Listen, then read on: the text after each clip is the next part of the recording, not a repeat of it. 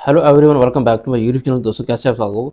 आज की इस वीडियो में आप लोगों को नॉन रेजिडेंट अकाउंट ओपन करने के बारे में बताऊंगा। अगर आप लोग यूएई में नॉन रेजिडेंट है, आपके पास रेजिडेंट वीज़ा नहीं है, आप एक टूरिस्ट वीज़ा के ऊपर हैं, तो आप लोग यूएई में कौन से बैंक में अकाउंट ओपन कर सकते हैं। क्या आपको कोई बैंक अकाउंट ओपन करने का ऑफर देता है या नहीं देता, इस वीडियो में आप लोगों को कंप्लीट बताने वाला हूँ। आप इस वीडियो को लास्ट तक जरूर देखें।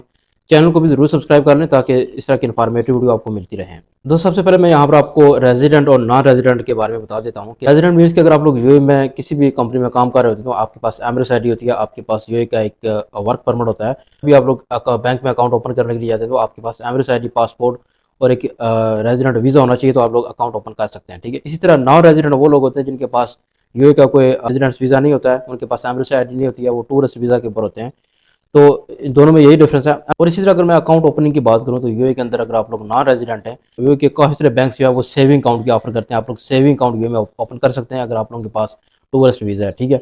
अब यहाँ पर जो इसकी रिक्वायरमेंट्स है वो मैं आपको बता देता हूँ कि अगर आप लोग नॉन रेजिडेंट है तो आपको बैंक में कौन सी रिक्वायरमेंट्स होती हैं तो आप लोग अकाउंट ओपन कर सकते हैं।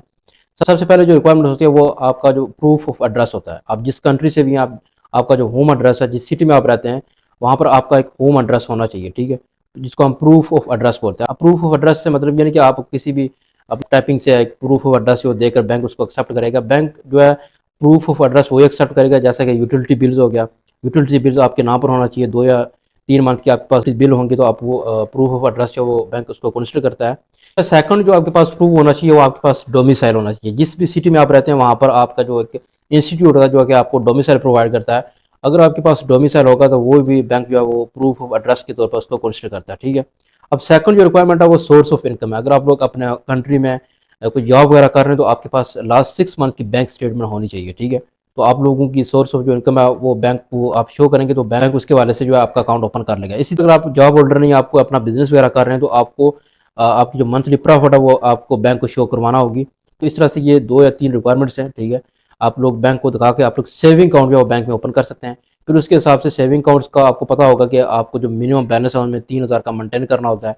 अब जैसे कि एनबीडी बैंक में अगर आप लोग अकाउंट ओपन करते हैं तो आपको 3,000 का मंथली बैलेंस जो मेंटेन करना होता है। नहीं करेंगे तो फिर आपको 25 दिन जो चार्जेस पे करना होते हैं मंथली। अगर आप लोग 3,000 का बैलेंस मेंटेन करेंगे तो आप लोग उस अकाउंट को कंटिन्यू जो है अपने होम कंट्री में जाकर भी इसको यूज़ कर सकते हैं। बदले में आपको उसमें कुछ प्रॉफिट भी मिल जाता है। ठीक है। अकाउंट ओपन करने के बाद यहाँ पर आपको एक डेबिट कार्ड मिल जाता है, लेकिन आपको चेक बुक की फैसिलिटी जो है सेविंग अकाउंट पे नहीं मिलती है। ठीक है। अब उस डेबिट कार्ड को आप लोग इंटरनेशनल तौर पर भी यूज़ कर सकते हैं। यहाँ पर अगर आप लोग टूरिस्ट वीज़ा पर हैं, 3 मंथ के हैं या 6 मंथ के हैं, तो आप लोग अकाउंट ओपन कर लेते हैं।